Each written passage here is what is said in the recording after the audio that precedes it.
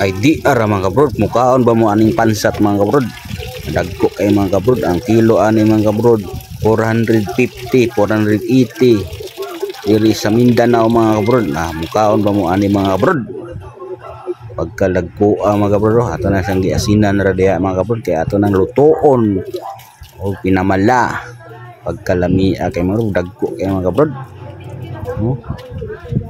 Isay dili mo kaon ani allergy namong gingani nga tao, allergy mo mga ingani mga kabrod. Dili lang ta mo kaon kay allergy man, pero ako mukaon ko mga kabrod. Lami ini kabrod, lami ini kilawon mga kabrod.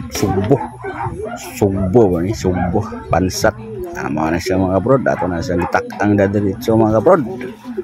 Pagkalami mga kabrod, dagko kayo pastilan.